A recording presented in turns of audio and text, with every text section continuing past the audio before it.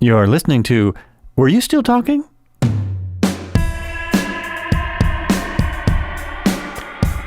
Hey, welcome back. This is Were You Still Talking? And once again, actually not once again, for the first time in a long time, I am in my studio. I don't know why I wasn't in my studio for 3 years. Some weird thing was happening, but I am here. This is Joel Albrecht, and I'm here with Taylor Morden. And he's maybe one of the biggest celebrities I've had in the studio. He has a huge catalog of work, including The Last Blockbuster, which happens to be very near me. What was the other one I just saw? Unstuffed, a Build-A-Bear story. I don't think that's out yet. We're going to find out. And my favorite that he's working on is a documentary on Lost. He's also done several other documentaries and other things. He's done other stuff too. Really great to have you in the studio. It turns out he lives very close to me, which is so cool. I got to see a preview of Unstuffed, a Build-A-Bear story. You're going to love it. So, hey, thanks for coming. Hey, thanks for having me. Great to have you here. I don't know if this is giving anything away for the, well, maybe enough people have seen it. Is there still a Last Blockbuster? Wow, just leading with the spoilers, leading with the end of the film. Yes, there is still a Last Blockbuster. It is still thriving. It's in Bend. I was just there. I went to Bend for the Bend Film Festival, and I feel contractually obligated to stop in the store whenever I'm in town. Of course, right. I have a lot of friends there because I was there for 4 years filming. But it's not often, in my experience as a documentarian, that you can impact the thing you're documenting in that way. The store was doing okay and sort of barely hanging on. And then when our documentary came out and hit Netflix and was this huge hit, it became this tourist destination. And so now they're making more money off of the t-shirts and the postcards and, the movie posters and all the things that they sell than they ever were from renting DVDs. So that is awesome. That's awesome. So you saved The Last Blockbuster. Not only did you make the movie, but... Not just me, but there was a lot of people working really hard there, and it took a lot of people to make the movie. But no, it does feel really cool to document something because it was interesting to me. I was like, what's going on here? Why are people still renting DVDs? And then have it actually help. Like maybe we didn't save the store, but we did help a little bit. We put them on the map in a new way. And then now when I go back, almost everybody who's visiting the store, I eavesdrop on conversations. They're like, oh yeah, from the movie and the documentary. And oh my gosh, it's Sandy. She's the main character of the doc. And she still works there. So people will see her working and they know her from the movie. So it's really exciting to sort of fly on the wall and also to have like a retail location for your documentary. Like we sell a lot of DVDs out of that store because it's a movie about DVDs. Oh, that was great. I love it when people answer the question that I was thinking of asking. Great. I had to. I assumed that The Last Blockbuster would be at The Last Blockbuster. Yeah. Yeah, that was a huge moment. That was a goal for us, Zeke and I, my filmmaking partner on it. I remember one of our first meetings, we said, wouldn't it be great if when we finish this movie, the store is still open and you can rent our movie at Blockbuster? It'll be so meta. It'll be so full circle. And that did happen. And the moment that really sticks out to me, the thing that like makes me very happy and excited to this day is the time I went to Blockbuster 3-4 months after the movie had been out on DVD. And I found a copy of our movie in the previously viewed DVDs for $3.99. And I bought it. It still has the sticker on it. It's still in the plastic case. It's a previously viewed copy because that's most of my DVD collection came from previously viewed DVDs at Blockbuster. So it was very full circle to me to have that come out, have it be on the shelves, but then also have it be there long enough to be in the discount bin in the corner. Oh yeah, I know what that's right. That is exciting. That's cool. And by the way, there's a lot of stuff in that film. If you haven't seen it, there's a lot more than what I just spoiled. There's nothing else. That's the whole film. I was pretty surprised. Because I didn't know that much about, Blockbuster. I assumed what so many people assume, and it's cool to get more of the story. Since we're on this subject, you just did it because you love video stores? Is that what gave you the idea? I did it because I had recently moved to Bend, Oregon. And this was 2015, 2016. And I was a big Blockbuster customer. I had like the monthly subscription pass, and I would rent a ton of movies. I did Blockbuster DVDs by mail when they were trying to compete with Netflix. I did all the things because I'm just like a huge movie fan. And so I knew better than most people that Blockbuster had gone out of business because they all closed, right? 2014, right. Blockbuster's done. And I had seen the signs, the Blockbuster signs, like in Washington, D.C., where I was living. They would keep them up, but the store was closed. But it cost so much money to take that big, heavy sign down that they just leave it up. Or my favorite was the one, I think it's in Baltimore, where it was the Blockbuster sign, but they just painted over it and it said liquor. And it was a liquor store, but it was clearly the shape of the Blockbuster sign. Ticket. Oh, my God. So I saw one in Bend, one of these big signs, and I just assumed for a year I drove past this sign. I'm like, well, it's closed, but it's cute that they have the sign there. And one day my curiosity got the better of me. I decided to stop by just to take a picture, look in the window, get up close to the sign. And the closer I got, the more I realized it was open and nothing had changed. No one told them. They never got the memo that Blockbuster had gone out of business. And I walked in and you see it in the movie.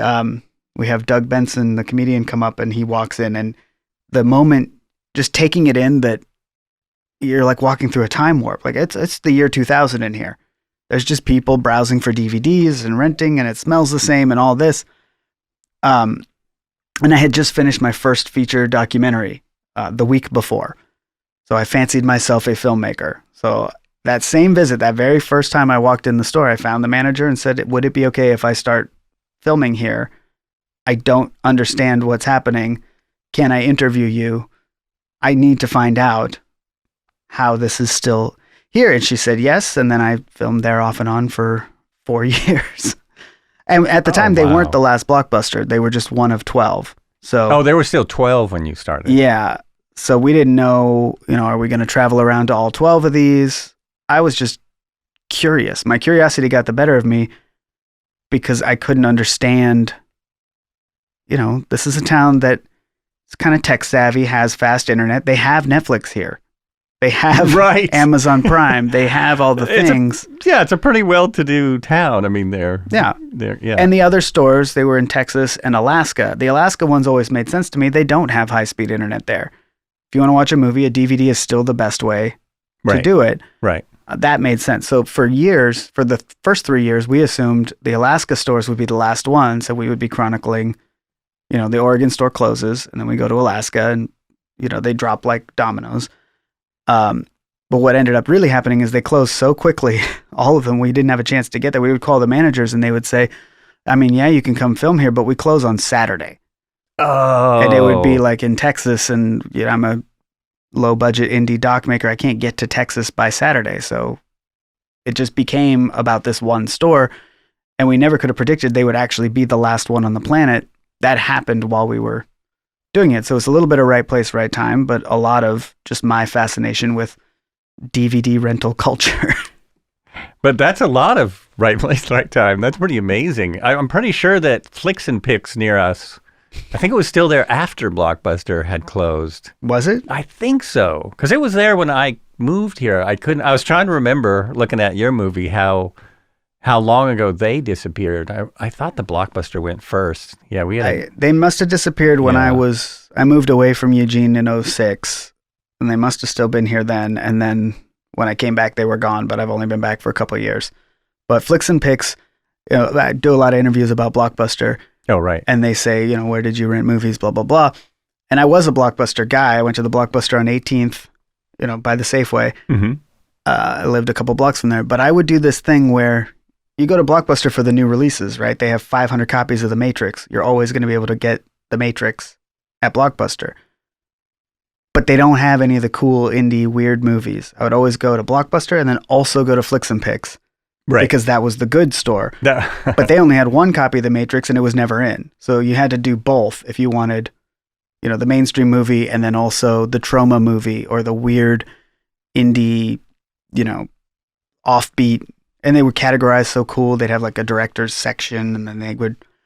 But I remember Flicks and Picks being very intimidating because the people who worked there thought they were so cool and knew everything about movies. And I was this punk teenage kid who also liked the Blockbuster movies. I wasn't a cinephile. I was just a punk kid. But they were all Quentin Tarantino.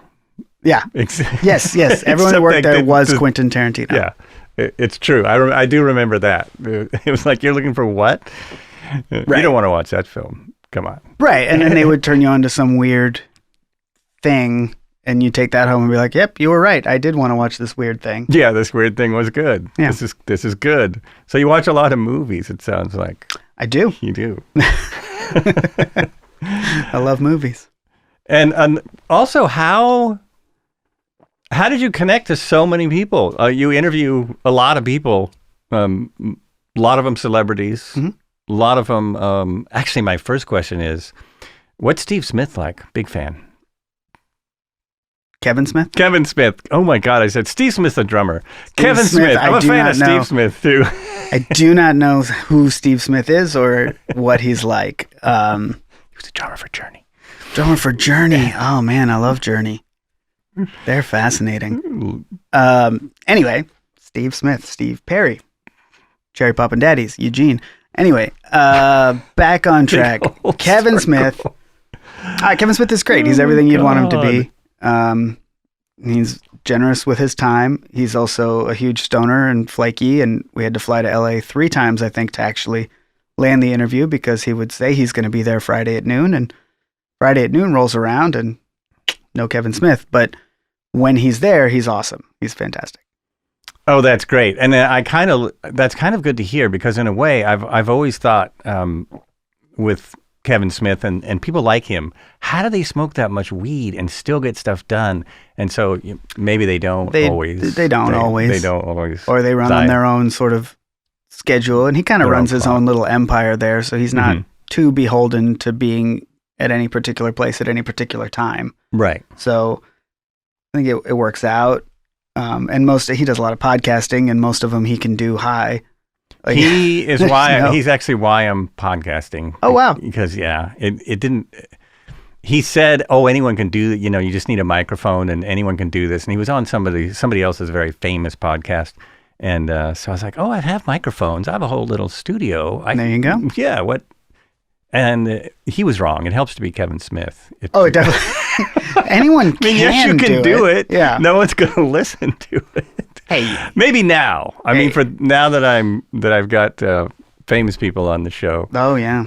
But actually, my real question was, how were you able to connect to so many people? Do you have someone who helps you do that, or are you just really good at cold calling? Are you great with agents and managers? How?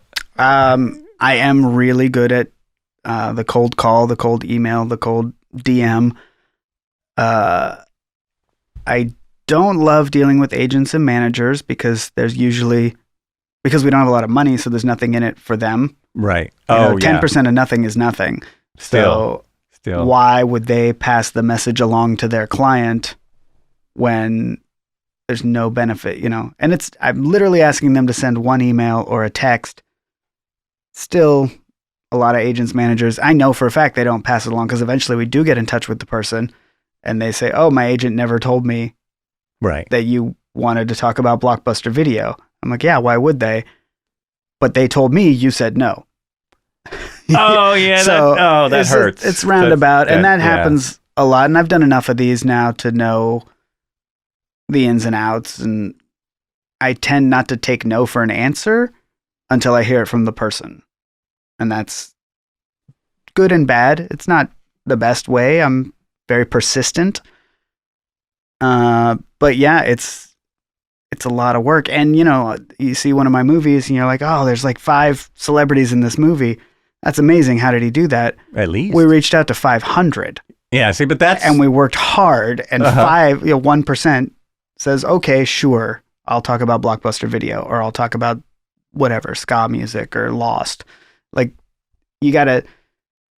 And there's spreadsheets involved, and when did we last contact this person, by which means, because there's too many people to keep track of, and I can't remember the last time we reached out to Kevin Smith. What did he say? Because you got to track it all, and it's boring and annoying, but yeah, it's persistence, and it's a numbers game, which is hard in the documentary world, because for some topics, there aren't big numbers of experts or people who would even have anything to say about a topic. We're lucky with Blockbuster Video. I can't think of anyone who hasn't been to a Blockbuster Video. So it was easier to be, Yeah, and it's a really intriguing story when if you do get a hold of them, you tell them what you want to talk about. That sounds, especially someone like Kevin Smith, not Steve Smith. Right. Well, he had worked at a video store. Like our first list was people who had worked at video stores. Quentin Tarantino was on that list. Mm-hmm. We never got in touch directly, so I don't know. We heard no from other people. But yeah, a lot of people, we Googled, they had worked at a video store. They'd be great for this. And then persistence, and try. And some people just don't want to be in documentaries, and some people want money, and I don't have money. So it's a whole thing. And, so some people do want money. I kind of wondered about that too. Because I think people are starting to ask for money to be on podcasts. Yep. And it's like, no. Yeah, well, they think, no. Everybody's Joe Rogan or everybody's Kevin Smith, and they've got the budget. Right. They do. And that was, if there's a downside to having a hit documentary on Netflix, now everyone thinks I have money. Spoiler alert, I don't. That's just not how it works in this business. They pay bottom dollar for indie documentaries. But you have to walk that line of, I have to use that to try to book the next interview. Like, my last one was popular. You want to be in this because it could be popular. And they'll say, great. If it's popular, how much money you got? Oh. And it's like a catch-22 of, yeah. Do you even want to tell people about the last thing or the next thing or who you are? Or do you just want to say, hey, we're doing a documentary that you would be perfect for, and it'll only take a half hour of your time, and we'll make it easy on you, and just show up. It's a case-by-case thing. You never know what's going to work.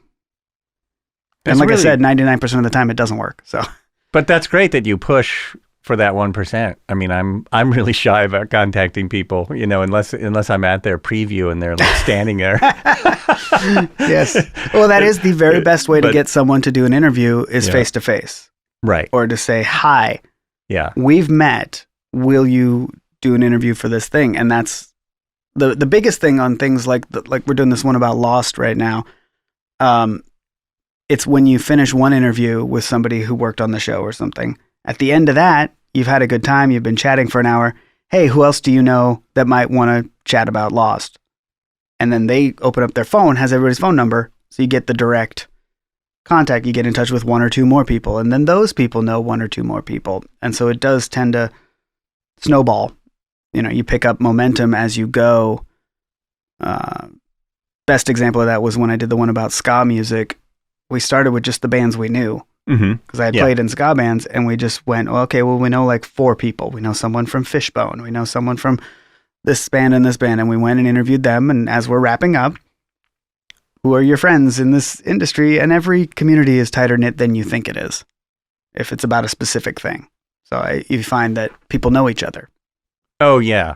Yeah. That's definitely true. I mean, did you ever hear the Crazy Eights? Are you old enough to ever have heard? It sounds familiar. They were a great band, a ska band from the 80s. I think they were done by the 90s. Okay. Anyway, they're from Portland, so I thought you might have heard of them. That's probably why I've heard the name. I don't know that I've heard the music. Yeah. You do a documentary about a thing, and everybody has that. Everybody goes, hey, have you heard of this band? But it's usually not local. It's somebody from, a suburban town in Iowa, and they're like, have you heard of the, whatever made up ska band name I could come up with right now? I get that when I say I'm a drummer. which I don't say as much anymore. But Oh, have you heard of Steve Smith? yeah, exactly. Or do you know? Do you know Dave It's more Grohl? like, yeah. Yeah. Do you know him? No. Yeah, Especially if you say you lived in L.A., you know. Oh, yeah. Oh, I lived in L.A. I was a drummer. Really? Yeah, you know Ringo? You know Nirvana, right? Yeah, you know Ringo. You get that. Yeah. The techs, that's who knows everybody. The people who tech those shows. I actually fly with those guys on Flight Sim, and Oh, cool. they know everybody. I worked for a long time in concert production for Dan Steinberg, who used to run Square Peg and Steinberg Presents, and he did all the concerts with Thrasher back in the day in Eugene and Portland. And working in concert production is how you meet all the people. I would be like the agent, the promoter rep, or sometimes just a runner or something. So you're going and getting water for the Indigo Girls or whoever. And I met way more musicians doing that than I ever did playing in bands, because they don't want to talk to the open band, but they do want to talk to the guy who goes and buys the sandwiches. Oh, yeah, that's true. Because they want sandwiches. Or the guy, when you're the promoter rep, you're the one who pays everyone at the end of the night. So you want to be that guy. I had a great conversation with Luke Skywalker. I've told this before, but nobody listens to more than one of these podcasts. He was working on a cartoon that I was PA for, so I was the one getting the contract signed. There you go. So, and he took over the green room just because it's a very entertaining dude, and told stories, and I was sitting around listening to him. Over a year later, there's another cartoon, different production company, different cartoon, and I'm doing that one, and he's a guest star in it. And I walk in the room, he's like, "Hey, Joel." Wow. I was totally blown away. That's this amazing. guy means a lot of people. Yeah. Blew my mind. I'm sure he wouldn't remember that if he heard the story. But, No, it's a good story, though. But he was, I like it. It was really cool catching him like that. So did you? There was one of the actors from Lost got in some kind of incident in Bend. Have you been able to contact well, he him? lives in Bend. He does live in Bend. See, I was confused about that. He occasionally gets into incidents many places, but the main guy from Lost, Matthew Fox, lives in Bend part-time. He used to live in Bend full-time, but he's back acting now and doing some TV show. And we've been trying to get in touch. That's one of those persistence things, and I don't know when this airs, but as of now, we have not been in touch. But he lives in Bend, and I know people in Bend. I know a lot of people in Bend. So that's like a weird, how do we get this guy to be in this movie? And how do we get him for an interview? And he's right there. And I know people that know him kind of, and it's like, why is that harder than a Kevin Smith? Shouldn't be, but it is. So we had an article in the Bend weekly paper about this documentary, and I had a friend of mine was working on it, and he put in like a call to action for Matthew Fox. Like, if you see this, the island still needs you. And then I made sure that a copy was delivered to his house in Bend, because I know people who know where that is. It didn't work, I guess. I don't know. I haven't heard from him. Should have put my phone number in there. Oh, well. But you'll see. I mean, listen to this in a year, and when our documentary comes out, if Matthew Fox is in it, it worked. But you did get a lot of the cast to be in it. Yeah, we're getting a lot of the cast. We're right in the middle of it, so it's I don't know who we've announced and who we haven't, but we have a lot of the cast in the doc. Well, I've just seen pictures. Anyone you've seen a picture of, we've announced. Yeah, I would assume so. In my opinion, one of the best actors in the movie you got, which is the guy who plays Ben. Michael Emerson. Emerson. I haven't really watched much else he's been in. They haven't been shows that I was that attracted to, but he was, he was so good at not being good and pretending he was. Oh, yeah. Just genius at that. Yeah, he elevated that show to a whole different level when they brought him in. He's really, not in the first season. Yeah. But then to have a character come in and just sort of take over like that and be such a focal point, and he was so great in it, and he was so different than everyone else. He's like this New York guy, and he's this like uppity, straight-laced human, and all these other people are like I don't know, been on an island for 6 months. Most of them lived in Hawaii, the actual actors. So it became this crossover thing, but he was flying in from New York and just other than, which is very interesting because his character is other than. So that was a great conversation with him. Hopefully most of it makes it into the doc and everybody will love it. Yeah, I hope so. I'm really looking forward to that one. Where did you start documentary filmmaking? Did you always want to make documentary films? Have you wanted to do other kind of films? I don't really love documentaries. You don't? Which people don't. I got the truth. People don't like that. No, but I love... It's hard work. Oh, yeah. I mean, any filmmaking's hard work. Yes. But, I have friends that have been working for 10 years on what's going to be an amazing documentary. But, it's hard. It's very hard. And I never set out to be a documentarian because I'm not drawn to those. I mean, there are important documentaries out there that do the world a service, that expose important issues and that, open people's minds to the dangers of this or the beauty of this. Those are great. Those win Oscars. I don't really watch those, and I certainly don't make those. I make the documentary you put on because that other documentary was too heavy and you need to lighten up. And so that's kind of always been my that sort of pop culture, comedy, doc, fun, not too heavy. We talk about real stuff, but in a way that's very digestible. They're 90 minutes. You can put them on and usually laugh a few times and feel okay about, if you like the thing that the doc is about, I'm going to make you feel good about liking the thing. That's sort of, I make them because I like them. But I got into it through music. I played music for 20 something years and at a certain point was making music videos for bands I was in because I had the technical know-how, video editing and whatnot. And then you make a music video for your friend's band. And then somebody from the friend's band works at a company that needs a commercial and they've seen you hold a camera. So then you start doing commercials and you're in Washington, D.C. And I was a full-time Flash animator. If you remember when Flash ruled the internet. Oh my God. Yeah. When you first said it, I was like, what, you were doing special effects? But now Flash, the intros on websites that you couldn't skip, that everyone hated. I made those.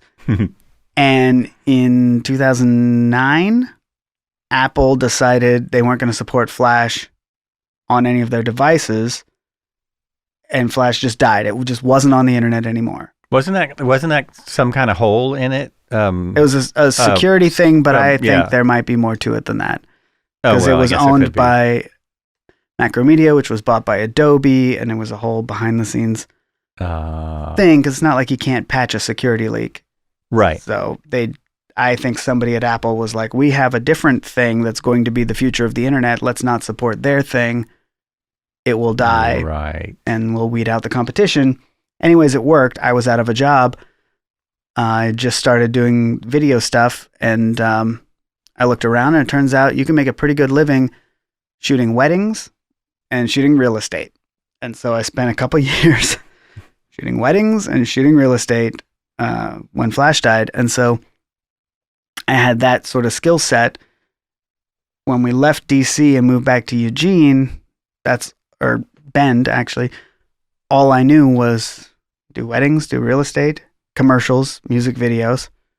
Great. Bend is a small town. There's not a huge market for any of those things. And there were already like 5 companies, because it's a creative town, that had cornered the markets on, there's already 5 real estate companies and 5 wedding companies and 5 commercial companies. Right. And I'm the new guy coming in. And I tried to get meetings with all of those companies and tried to get hired, and nobody wanted to talk to the outsider guy from DC, and nobody took those meetings. It felt like nobody wanted. Ben doesn't like a lot of people to move there. It's one of those, we have a cool town and you don't get to come here. You can visit, but Eugene is always up in the air with that. Yeah. They're always like, half of the town is, we don't want anyone moving here. We don't want this to grow. Right. And then like half of the government here. We want to be huge. Right. We want to be the next tech, Yeah. Tech town. And I'm always going, you do not. Yeah. You never want to be that. Yeah. You'll hate it anyway. And Bend was like that. And so all these people who were doing what I knew how to do didn't want to hire me. And my skill set, when I really sat down and thought about it, every single one of those things, except the music videos, they are documentaries. You make a 5-minute wedding film, it's a documentary of that wedding. Oh, yeah. You make a real estate thing, it's a documentary of that property or whatever. And so I owned some cameras, I owned some gear, and I asked my wife, I don't know if I can get a job in this town besides at Best Buy or wherever and just a job. But I think I could make documentaries. Is it okay if I try to make a documentary and, we kind of live off of your income for a while because it doesn't pay anything unless the movie gets finished and gets released, then it pays something. And she said, yeah, you can have 1 year. I had a lot of savings too because weddings pay really well. So I looked at my savings. Mm-hmm. We looked at, the whole picture and we're like, yeah, about a year. I can do it for 1 year. And if it doesn't make any money, you got to get a real job. And that was 9 years ago, and I haven't gotten a real job. That is awesome. It's just, that's a great story to hear. I think my camera is falling down. Cool. Yeah. Oh, well. Cameras I'll just are keep overrated. it pinned on you. Yes, they are. Nobody watches. It's mostly audio. Nobody watches the video much. I should get into podcasts. You should do a podcast.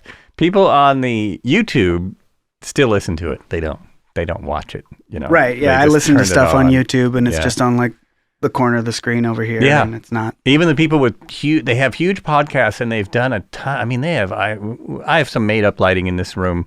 They have, a studio lighting and it looks amazing. And I'm always like, wow, no one's going to watch this. Well, they watch the clips, I guess. They watch that's the thing. The social media clips, your TikToks, your Instagram reels, all that has to come from something. Right. So they film it or they Zoom film it and then they can chop it up for that. And if I was starting now, that'd be where I was making my money, is editing social clips out of longer form stuff. Cause I think that's big the one. whole internet. Yeah. If I had to hire somebody, well, if the podcast made money, there you go. That's the first thing I would hire, was someone who could edit and, start editing things and start pulling stuff out. Cause, and that leads actually into my next question, because I told you I do this live. People who've seen the podcast know it's done as if it was live. And it's not because I don't want to edit it. It's just that I really don't like editing. I've done audio editing where you're going through and you're taking the ums out everywhere, and which I'm sure you do for your films. All the time. It drives me batty. A friend of mine, he's an audio engineer and a cinematographer and he does a lot of voiceover stuff as a producer. Mm-hmm. So like that's tons of his time anyway. So is there a part, like, is editing, do you like editing or? I have a love-hate relationship with editing. I like editing.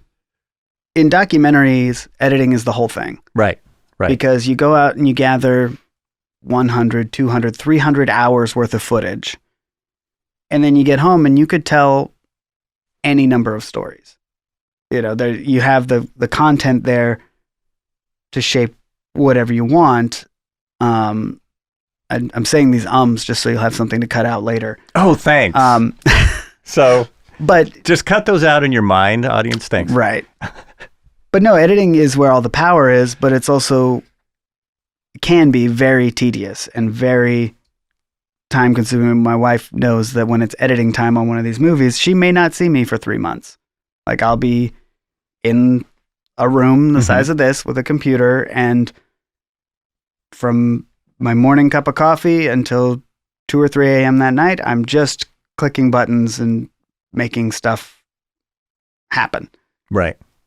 And that's not a real good way to live, but I have that sort of hyper-focused brain mentality where I can do one thing and I can put a lot of energy into it. But if I get distracted, I'm going to go do 10 other things. So I really have to sit and do the thing. but I'm pretty fast at editing, and I do sometimes freelance edit for other people. I enjoy that more. Oh, that's interesting. It's usually faster.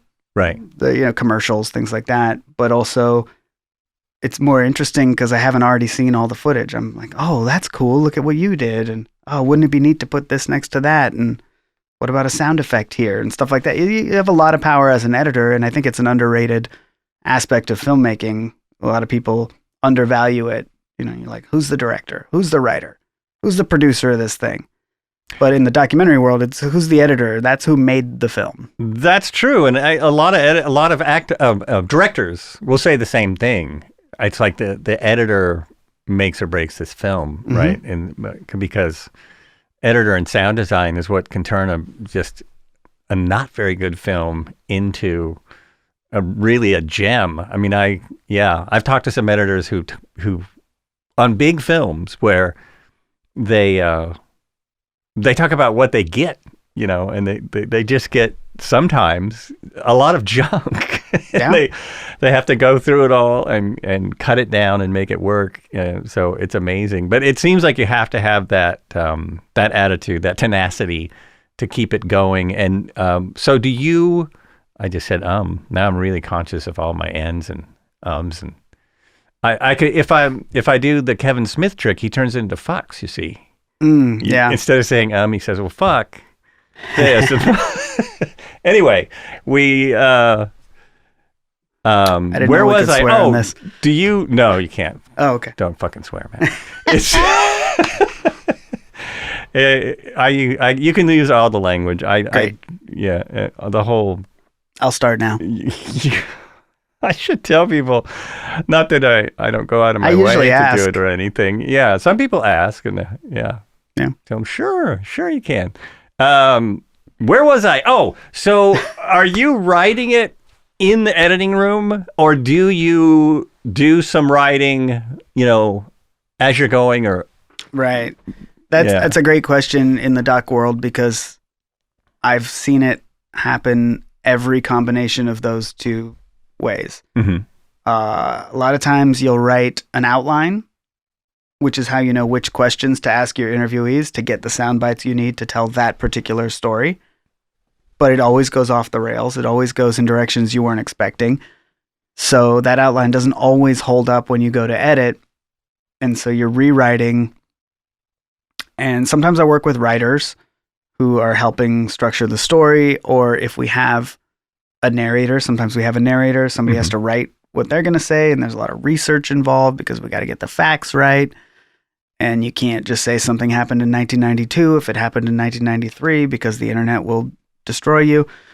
So writing on a doc happens throughout usually, but you do try to go in with something written, whether it's a 1-page outline or a 10-page outline. The Build-A-Bear one, we rewrote the outline a bunch of times because it was a tighter timeline. So we did a lot more writing the story.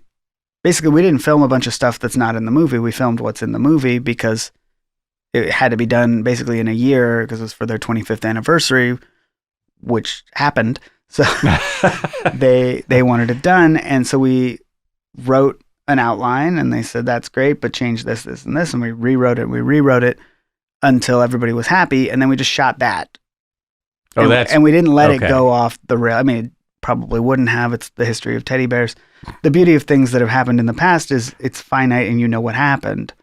It's not going to take a weird turn where in 1982 teddy bears take over Manhattan. I know that didn't happen.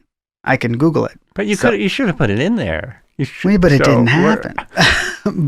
But you know what I mean? Like if it's a historical thing, like Blockbuster was happening in real time. We didn't know if they were going to stay open or close or be the last one or not be the last one. You can't write that. You have to wait and see what happens in real life.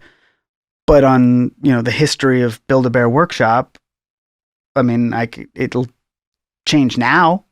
What happens this week, I don't know. Right. But everything else, they gave me a 30-page document that a historian had written. Here's everything that's happened. Pick out what goes in a movie. And I read it, and I fact-checked it because you never know. if they're giving me the real story. But then you write it down and then you go make that movie. So it didn't really change. So that one was written in advance. Mm-hmm. And then we edited to that document to fit what we had shot to that written story.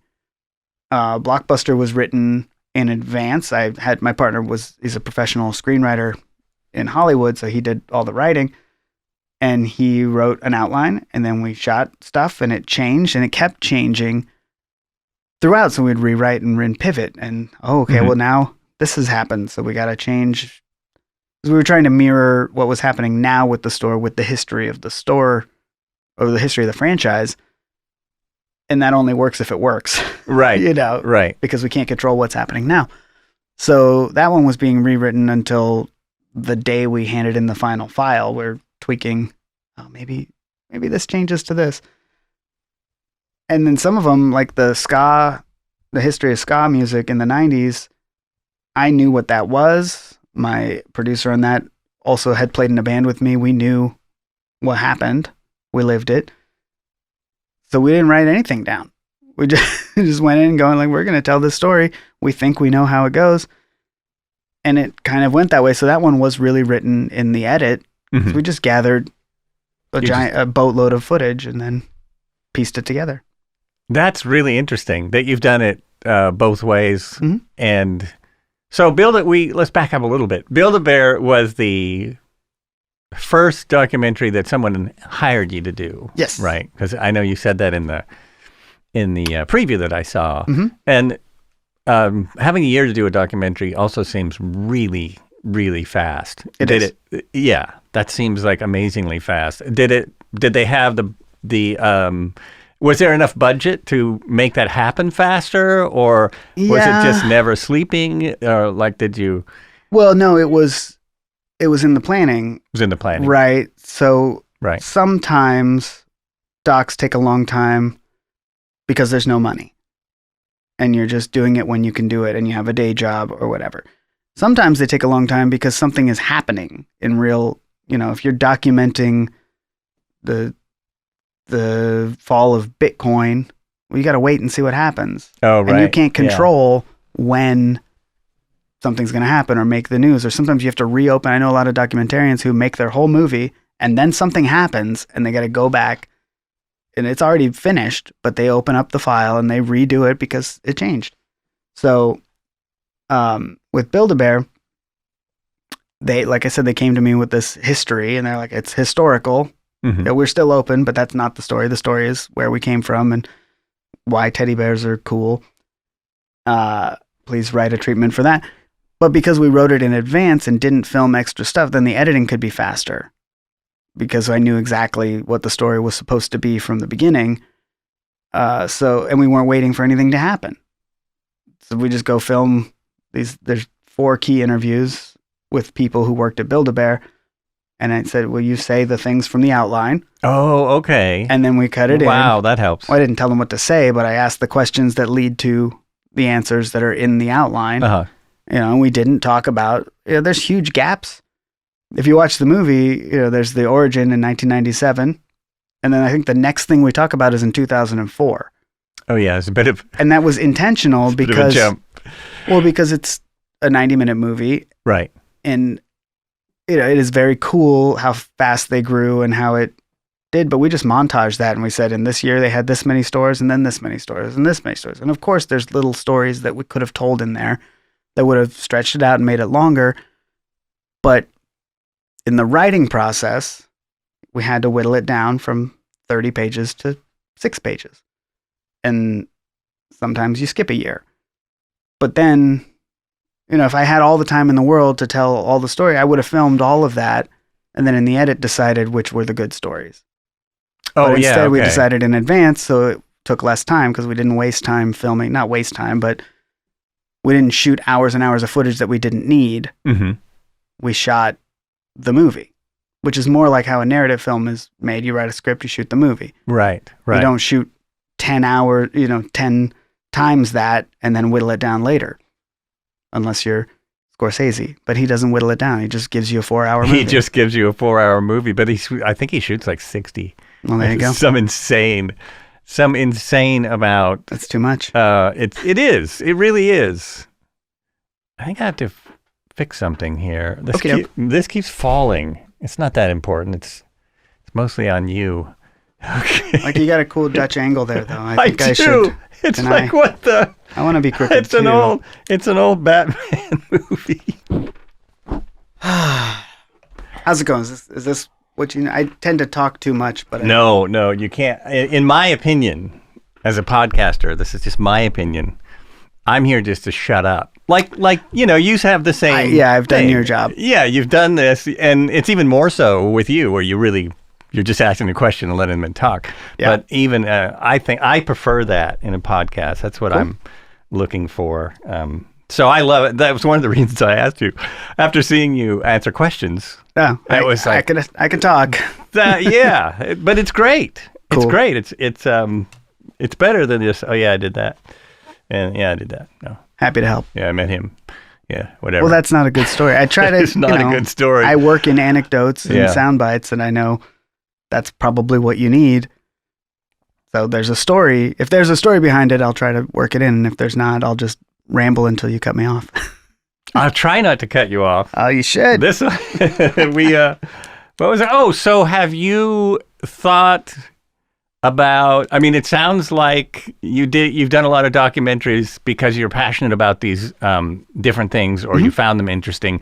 Do you also want to do dramatic films? Have you thought about doing that? Yeah. We shot a horror movie last month because I have always wanted to do. I've done a lot of short films for film festivals and things. I've found, here's a fun life hack for the indie filmmakers out there.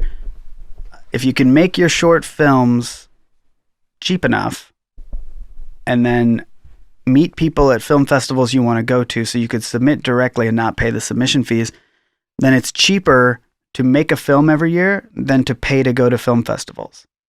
So I try to make a film as often as I can so that I can submit to film festivals so that I don't have to pay $300 for a pass to that film festival, which is a weird roundabout way to go mingle with filmmakers. But I love making short films. It's a weird hack, but it's a good hack. But I own cameras and I own lights and keep microphones, so it's not that expensive to get your friends together for a weekend and shoot a little film. And I've done a bunch of those, and I love narrative filmmaking as much as documentaries.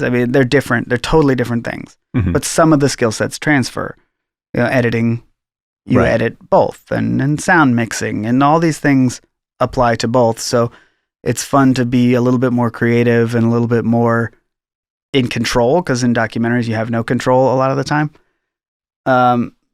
So yeah, I have always wanted to make scripted features, and a friend of mine brought a script to me about a year ago and said, "Hey, you want to make this? We think we can pull it off here in Eugene." And we spent a year planning, and then last month we shot it. We're not quite done. There's still one more day of filming in a couple of weeks, but it's going to be a weird indie horror comedy movie based on the original book that Bambi is based on, because that is currently in the public domain. Oh, okay. So it's a Bambi horror movie, and that's hopefully going to come out next year. But there's a lot of work left to do, so I don't want to make any promises. But we're working on it.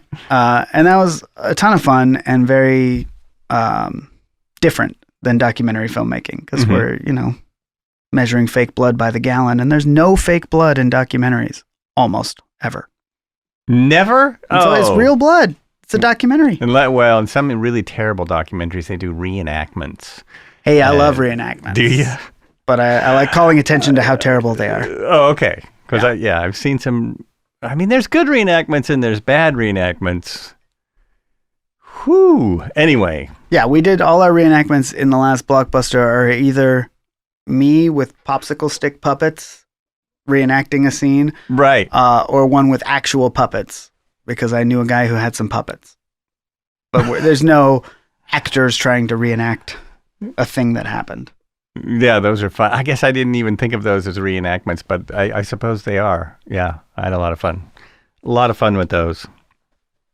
Fair enough. I actually do have some questions from the wife. Oh, great. And myself. Some questions I wrote down to make sure that I still got it. Wow, I've asked most of these. Great. Oh yeah, this is a good thing to know because I really like the filmmaking aspect of anything. Mm-hmm. How many people are on?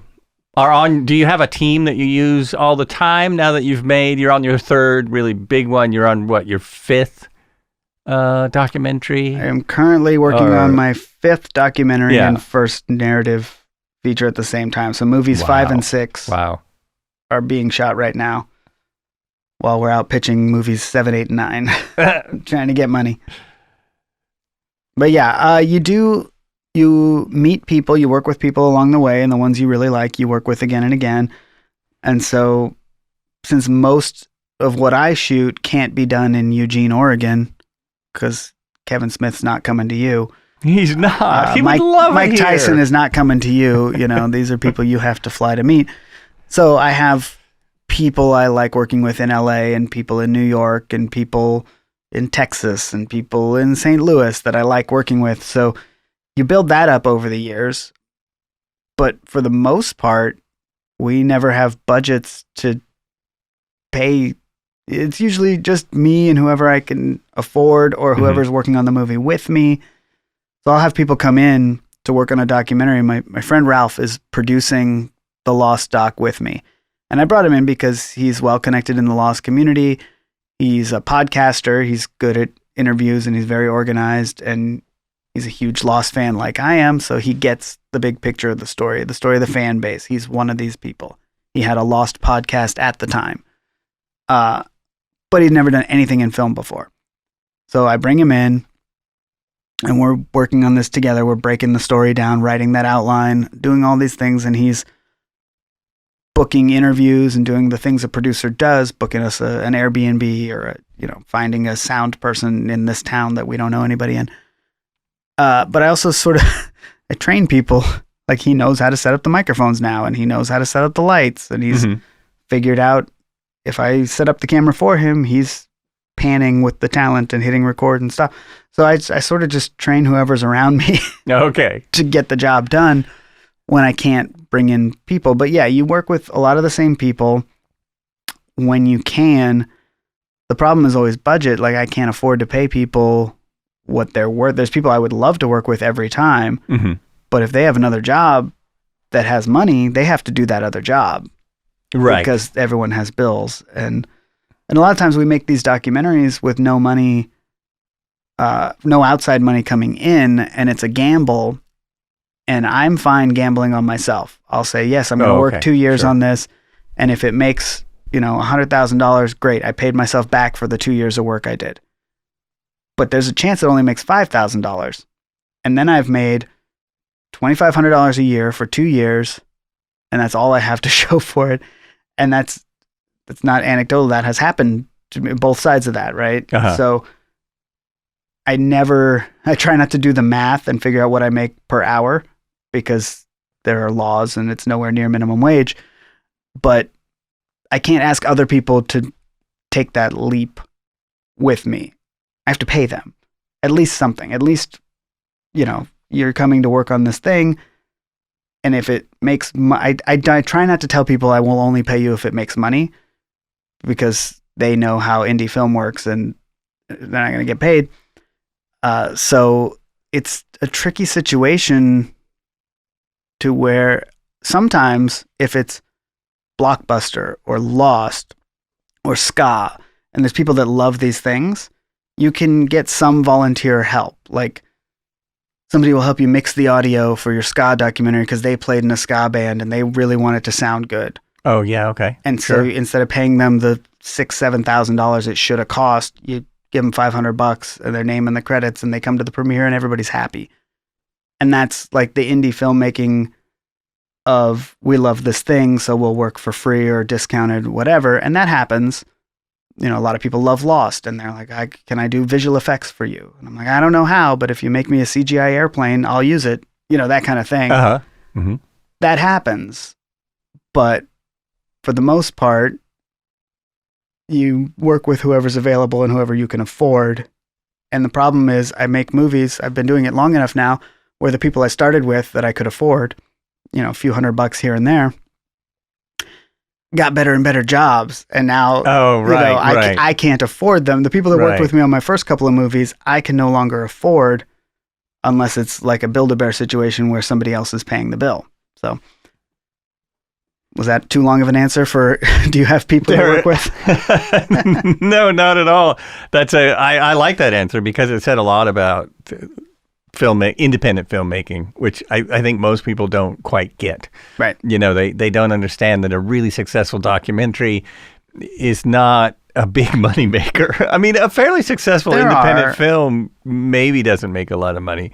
It just depends. It depends. Yeah. But if you had the budget to hire whatever position you wanted, like which one would you replace first?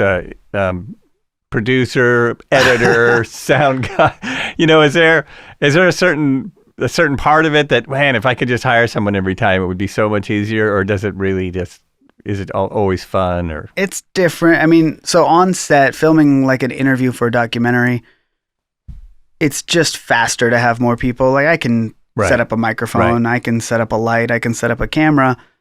And if I have to do all of that, it takes an hour to set up. But if I have 4 or 5 people there who know how to do it, it takes 10 minutes to set up.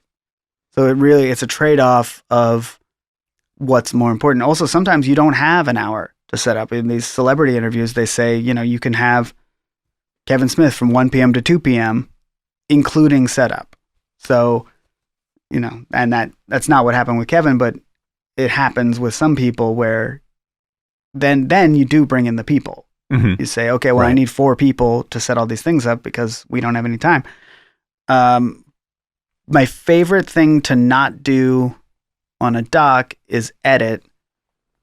I only got to work with a real editor one time, and it was on Blockbuster, and it was because we had a production company swoop in and say they were going to pay for the whole thing, and they brought in an editor for us.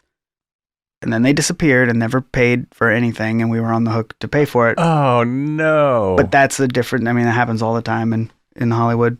But I'm glad that happened because we would never have worked with an expensive editor, had they not overpromised. And what I learned from that is that the editor makes the movie. Mm-hmm. And when I edit my own stuff, there's so many things that I don't see or that I wouldn't have done that end up being the better thing. And it's because they're looking at it with fresh eyes and they're still following that outline that you wrote. But, a good editor is the best thing to happen to a documentary. And so if I could not edit any of my movies going forward, I would. In the doc world, I love editing narrative stuff. But it's like such a huge expense because the problem is I'm at a certain level where the people I can afford to do the jobs for me aren't as good as I am at those jobs. Because I've done them, I've been an editor for 20 years, something like that. So to find an editor who's better than me is going to cost me a lot of money. Oh, right. And we never have a lot of money. Like the cheap editors are like at my level or worse. And so it's not a justifiable expense. The same with, a cinematographer. Like if I can afford a great camera guy, that's awesome. But I'm a pretty good camera guy and I'm free. So that's the trade-off is like, same with the sound. Like it'd be great to have a sound guy on every shoot that's just doing the sound. But I've also recorded enough audio in my day to know how to push the buttons and how to do the thing and set up the mic, and I'm free. I got to tell you something, speaking of sound. You posted in Lane County Filmmakers, I think it was, about a hint for the people making short films last weekend. Yes. And for me, being a sound person, that was a great hint. I hope people listen to that. So many people don't. Like you can watch some films with the sound off and see like how bad they look. Mm-hmm. And you turn the sound back on and it's like, oh my gosh. Yeah. This is amazing. I said that. I put those hints out. It's really good. Because I'm one of the judges. So, spoiler alert. Oh, no. I have to watch all the films, and I have to judge them on many criteria. One of them is sound. Uh-huh. But part of that was selfish. Like if I tell them all to prioritize sound, maybe I won't have to watch any that have really bad sound, because that is what kills. It's the first thing that gives away a low budget or an indie, like a low quality movie. If it sounds bad, it's so hard to watch. The flip side of that is if it sounds great and nothing's in focus and it's underexposed and whatever, it can still be good. It's like, was it El Mariachi that was the first Rodriguez film? When you watch that film, when I watch it, it's like, film is not good. The $1 million they put into it in post, which is what the studio did when they bought it. They put $1 million into edit and sound and well, promotion. Yeah, but into a $7,000 film. Yeah. Yeah. But it was like, that's what fixed it. You know, they went in and they color corrected better. They I'm sure they really pumped up the soundtrack with his help, because he's an amazing filmmaker. But yeah, if you mute that film, not a great movie. But you know, it's kind of an example. It's the whole huge thing. Yeah. I had I did one of those short films. Well, I was on one of those short films, and we had an amazing last weekend? sound man. Yeah. Oh man, I hope yours wins. It's Nick's. Oh, okay. Nick's film. Well, then I already hope it wins. And he did sound, so it's probably pretty good. Probably. I hope so, because he did sound on our feature. Yeah. So. He's pretty good. No, I'm looking forward to. I'm not going to watch them ahead of the screening. I want to watch them all in the theater with an audience first. Oh, okay. And then I have the links. I can rewatch them and do my scores. But I'm excited to go on Sunday and watch them in a theater with a bunch of people, because that's how movies are supposed to be watched. It's so fun to see him in a theater. Yeah. We're talking about a local film festival, by the way. I should explain. We have a 72-hour film festival that I think this is my 5th one. Most of them have been with Nick. I think I've won one. Yeah. So, I mean, when he gets in touch with his crew, we just kind of show up. What do you do as a crew? Oh, I'm an actor. Oh, you're an actor. Great. I am an actor. So I'll recognize the one that you're in. Yeah, you should. Yeah. I'm sitting there for a lot of it. Actually, I have no idea. I may not be in it. You know how that you haven't goes. Seen the cut. I may not be in it. Yeah, I love the 72-hour films. And when I knew I was going to be too busy this year, because I landed back in town like the day before it started from a film shoot, in New York or something. I've got 2 features I'm working on. I'm just like, oh my God, not going to have time to do it. So when I realized I wasn't going to have time to do it, I reached out and said, hey, can I be a judge? You know, I know a thing or two about films. Yeah. And they let me, because I'd done a couple of the Eugene ones, and I won. That's the other reason. I want to retire while I'm ahead. Like, I'm undefeated. Oh, ooh. So I've done 2, but both of them won the main, the jury award or whatever. So if I don't make any more, then my track record is flawless. But if I make another one, I could lose. Well, also appreciate you judging, because I think that's hard. I think that's It is. It is. I've done it before. I've been like a screener for film festivals where you have to watch 100 short films and, pick the top 10 or something like that. It's not always great, because they're not always great. They're not always great. I mean, I'll be honest. It's sometimes hard to go watch the films. I always, want to see mine on the big screen, and several of them blow me away. Yeah. Several of them blow me away, and many of them don't. Right. Yeah, there was one year, I think they had 41 of them or something. I think that was one of the years. Yeah, and it's like, that's too many. It was too much. That's too much. And like 20 of them were not very good. There was 5 or 6 standouts that, again, there was an animated one. There was one with puppets. There was one with army men, I think. I think that was the year. Yeah, that's the year we won. Yeah, stop motion. Oh, that's the year you won. Yeah. And I know a lot of those guys. Puppet Guy's a good friend of mine. But yeah, it's hard to, first of all, it's hard to do. It's hard to make a film at all without a deadline. Yeah. And then it's harder still to make a film in 3 days, and harder still to make a film in Eugene, especially when, you look at the talent pool here. No offense, it's a great town. It's a college town. It's artsy, but there's 41 films made that year. There are not 41 qualified sound recording people in this town, or 41 brilliant cinematographers. Right. So you're a little bit screwed, because everybody's doing it the same weekend. Yeah. And you're like, well, there's like 5 really good sound people, So 5 teams are going to have good sound. The other 35 are going to use whoever they can get. And that's a bummer because if you spread those 72-hour films out over the year, those same 5 people could work on all of them and they'd all sound great. Well, I always wondered what is the word? What the advantage is to doing those festivals. I mean, I guess they're a lot of fun, but I'm not sure what it teaches people other than to rush through your project. I'm not sure how good that is sometimes. I'm always amazed. Well, one, it always cracks me up that there are some really good actors in town and they'll be in 5 of them.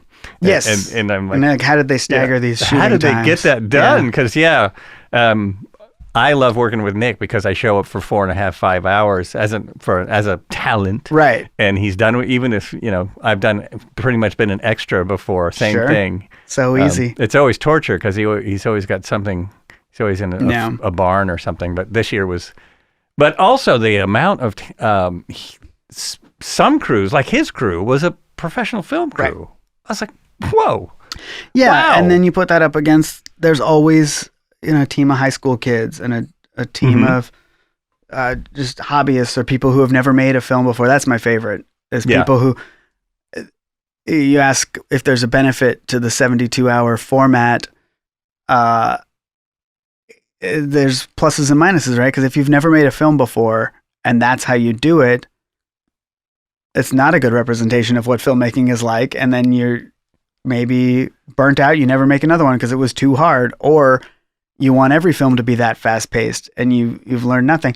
But that's it. That's kind of my point. It's like, if you're a high schooler and you're trying to make a 72-hour film, what's the lesson there? I mean, you do learn you might learn how to write a script really fast and get a story done really fast. But it could be the opposite. You could be like, man, this is I've loved it. Most of my short films have been done for those contests because it gives you a deadline. Mm-hmm. And I'm, like I said, I can hyper focus for a very short amount of time on anything. So to me, somebody coming in and saying, it's Thursday night, you got to have a finished film on Sunday night. Here are the parameters. That excites me as a filmmaker. I'm so excited to do that because you could do anything for 3 days. Like you could pinch your thumb in a door jamb for 3 days. It's going to end. So no matter how difficult or how grueling it is, come Sunday evening, your film is done. Mm-hmm. Whether it's good or bad or even finished, there's an 8:00 Sunday, it's done, whether you want it to be done or not. And for some people, and a lot of creatives are also deadline driven like that, it's the only way they're going to make a short film that year. Or it's the only thing that's going to motivate somebody to do art. And I think that's the benefit, is that it's finite and you're able, also to ask your friends to help you. And maybe that's where you meet the best camera operator you've ever met, or the person who does lighting better than you've ever seen, or the actor that you really want to put in your next thing. Because most people will say yes if they're free that day. Because most people aren't working for 72 hours. They're working for 4 hours like you did. Yeah. You say, come on, hold a boom pole for 3 hours. We're shooting this thing. Meanwhile, that person is writing for 9 hours and editing for 14 hours and color grading and sound mixing. But I do think you meet a lot of cool people. You figure out maybe which job you like doing because you have to do too many of the jobs. And having a deadline makes people make art that ordinarily might not have made art that weekend. And that's, I think, the benefit. Yeah, and those are great. Those are great benefits. I'm just into, yes, those are definitely good benefits. And I have met some great people through that. It was a reunion. We hadn't done it for 3 years. Yeah, that's what Nick was saying. He was telling me he was going to do it. And he was like, we get the whole gang back together. Yeah, it was so cool. Yeah. That was fun. And that's why it didn't matter what the size of my part, because I got to hang out with people I hadn't seen for years. And the flip side, the downside is maybe your film isn't very good, or maybe it was really hard to do, or you lost a whole weekend. You didn't get to hang out with your dog as much as you wanted to. That's not that bad of a downside. Yeah, it's really not. It's really not. And at the end, you have a film that is maybe great or is maybe terrible, but if it's bad, you get the caveat of being like, well, we only had 3 days, and everybody understands. And if it's good, everybody's so impressed. Very true, because you only had 3 days. So those are really good points. there's no risk of people judging you on your thing you made in 3 days. God, you would hope not. You would hope not. Yeah. Except me, it's my job to actually judge you. But and people do judge you. People judge as an actor. It doesn't matter how long it took. That's true. People judge you or how many takes you got. That was a half a take. I don't care. You were terrible, man. That sounds like the editor's fault. Yeah, that's what I think. Mm-hmm. And it's part of why I asked you that question, because I've been in things and seen directors independent directors that I think if they reached out, they could get help, because there are people in the community that probably help them, and they just want to make all those decisions. Because I've always thought that, like you said, when another editor is looking at your stuff, I think that's a huge part of it. I mean, for me, filmmaking is it's something you do as a group, if possible. You've made some great films, so I'm not taking anything away from that. I just mean it's a different. It sometimes might be advantageous if someone can, give the editing to someone else and you pick out those shots, because also as a director, especially on short films, you're there watching every take.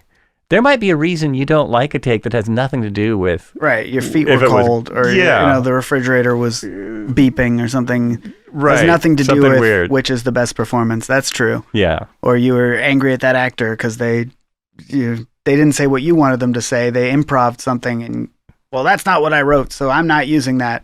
But an outside editor would be like, well, that's better, so I will use that. Exactly. Yeah, but that looks better, sounds better. Maybe you should use that. Yeah, I mean, I think the worst part is I tend to shoot my own stuff. I'm the cinematographer as well. Mm-hmm. And then I'll sometimes, not often, but I'll pick a take because it looks the coolest. Right. And the actors don't love that. They're like, but I made a weird face. And in the other take I didn't. I'm like, yeah, but this one was a little bit more in focus. And the camera move was just so. I don't know. Well, there's oftentimes I will see in a movie that something slightly out of focus, and that's probably why. It's the better performance. It's the better performance. Yeah. They liked that. Yeah, there's a couple shots in Oppenheimer that are not perfectly in focus, and you notice stuff like that when you're a filmmaker. Especially when they spend $1 billion on the movie. And, right. Yeah, there's part of me is like, they couldn't afford another take, or they don't have a way to use the sound from that take and the picture from a different take that's more in focus. But it's not always, like you said, it could be that was the performance, or it could be they stole that shot by punching in on a wider shot, and that's why it's out of focus. Oh, right. Because it's actually a quarter of the frame. Yeah. And sometimes even on a huge budget, though, it's like, no, they don't have another one. That set's gone. Right. It's history. Right. We can't get right. You that think again. You got it on the day, and they're shooting on film, so you don't know how in focus it was until you get that processed. So that's a whole different. That's a whole different world. And that's why it's so expensive, and that's why you can't go back and do it again. And in the digital world, you can watch it right away, right after, and go, oh, you know what? That wasn't perfectly in focus. Let's do it again. And there's kind of a trend, it seems like, for that film is coming back for certain films, for artistic reasons, basically. Mm-hmm. And I resist that a little bit, because I'm like, with all the editing tools you have, do you really need to shoot film and spend that kind of money and spend that? But then I've seen a couple of films like Oppenheimer and Once Upon a Time in Hollywood, and I was like, okay, I can tell. That's film. That's, It is getting harder and harder to tell, but you can tell. I would wager that there are instances where you couldn't tell. Yeah. If I showed you two movies and said which one of these, and neither one of them is a Tarantino or an Oppenheimer, they're just two indie films. Same quality of lighting, same quality of sound, and like which one of these was shot on film, you might not know, because the technology to emulate film has gotten so good, and the people using film that aren't at the top of their game are not that good at using film for what it's good for. There's only a handful of DPs left in Hollywood that are good at shooting on film. Right. Other people are doing it because it's cool, or it's retro, or whatever. But like, if you're not going to take full advantage of film, why shoot on film? and no one can afford it, it's a little bit, to me, it's a little bit of like a, look how cool we are, look how much money we have. Like when Tarantino says he's only going to shoot on film, no one says no to him. That's but if true. I said and with most of his films, I was like, who cares? But in that particular film, I thought, it looks great. That's kind of cool because he used... it always looks great, and it's the right choice. Yeah, but you're right. It's a big part of it is... But it maybe looks 10% better. To us, and because it costs we're film buffs. 30 times more money. Yeah. It's like a diminishing returns there on your budget of like, how much more did it cost? How much better did it really look? It's one of the things I find very exciting now about filmmaking that I still haven't seen is that on a $7,000 budget like El Mariachi, you could make a really good film now with the tools that are available. Mm-hmm. You could make an incredible film as long as you weren't, as long as you weren't hiring all union people. Right. Which you can't hire right now because they're on strike. You can't do that anyway, right? Yeah. But I'm still kind of waiting for that to come out. The no budget. Budget. Somebody, a filmmaker like Spielberg was in the beginning, or Lucas, or any of these people who started with their kids in their backyard. Or as kids in their backyard. Yeah. I'm still kind of waiting for that to come out where, we shot this on an iPhone and we sold it to Miramax or whatever. It's a catch-22 a little bit. It is definitely possible. I think you look back at the Robert Rodriguez, Kevin Smith model of like maxing out your credit cards and making a film, and then Miramax buys it or whoever, and it blows up and it makes millions of dollars. That happened back then.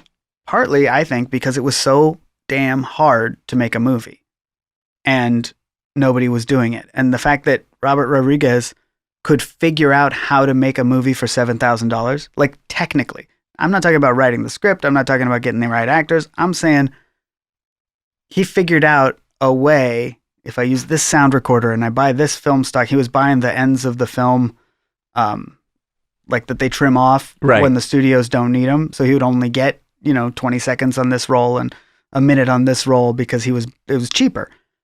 And so that skill set that he had to be able to actually even make a film at all for $7,000 was so rare that, it didn't have to be the most amazing film. It's a good film, but like people were so impressed and like, yeah, we'll buy that. It's cost nothing. Great. Oh, put $1 million into it. That was nothing at the time for a film. Market it and it makes all its money back. That's so great. And the same thing happened with Kevin Smith and a lot of other people of that era. Now it's so easy to make a film, and it's still hard to make a good film, but it's so easy that everyone can make a film. The camera on this phone that I'm sitting next to is so much better than what anybody had in the 80s and 90s, short of, a 35 millimeter film camera. Right. Anybody can make a film. And so the problem becomes, I would wager that last year, 20,000 films were made, 1,000 of which at least were better than El Mariachi. But because 20,000 films were made, no one is going to find those 1,000. No one's going to pick them up. And also the industry has changed. And if it's not a superhero movie or a Star Wars movie, no one's spending the money and getting that money back in the theatrical world, and home video is dead. So they all just dump out onto streaming, onto one of these many platforms, and you can't find them. And so I think people are making those films you talk about, the diamond in the rough, the amazing $7,000 or $1,000 film, because technology is so cheap now. But there's so many damn films that they're impossible to find. And the Hollywood system is not geared the way it used to be to find one of those and elevate it, because they're too busy trying to figure out if they can make 2 more Matrix movies next year. Right. Oh God, I hope not. That's a really good point. It's when they had a movie for a phone that they were making films with and saying how this is just the iPhone, and it was like the shots were amazing. And then I thought to myself, but you're using $1 million director, you're using a cinematographer, your lighting setup. You paid over $1 million for this. Sometimes you look at those setups too. You look at because there's a couple, I forget the name of the guy. He shoots movies on iPhones now, but he used to make films. Linkletter? I don't remember. But somebody's doing iPhone movies. Mm-hmm. And then you see the behind the scenes photo, and it's an iPhone, but it's rigged out with this lens and this battery pack and this follow focus and this gimbal and like all this, the highest end sound gear. And it's barely an iPhone anymore. It's At right. that point, you're spending all the money to promote the iPhone. Exactly. It looks like what you would buy for a decent SLR camera. Right. And plus their lighting is thousands of dollars. And it's all with the kitted lighting. out. Yeah, and you're it's not all- just yeah. pulling out your phone and shooting a movie. Yeah. But that's the fun true. narrative. And so they push the narrative. Yeah. But that's not to say And- you couldn't just shoot a movie on your iPhone and have it be good. You could. Yeah, I think it's possible. People do it. I think one day it'll happen. Yeah. Well, listen, I think I should probably, did I get to everything? I don't know. Almost. One thing I have to do after, we're going to talk about all the really good stuff. As soon as we cut. As soon as we cut. Great. Then we'll get into the good stuff. Sounds good. Keep listening even after this turns off. And let me say, this has been, were you still talking? This is Joel Albrecht in the studio today. I've had Taylor Morden. Watch his films. They're really good. The Last Blockbuster, soon to be out. Is the Bear, Build-A-Bear out? Build-A-Bear's out. Build-A-Bear's out. Unstuffed, Okay. A Build-A-Bear story is available to rent anywhere you rent movies. So iTunes, Amazon, Vudu, places like that. Fandango, I think. So wherever you rent movies, it's available. Awesome. It's good. It's about teddy bears. It's got Mike Tyson in it. If you like those things, you'll like it. Maybe if you don't like those things, you'll still like it. I mean, I thought it was okay. If you don't like teddy like bears, I don't. Teddy bears? Who are you? As long as it's not clowns. All right. Thanks a lot. As I always say, be good to each other and be good to yourself. We'll talk to you soon. Where's that button?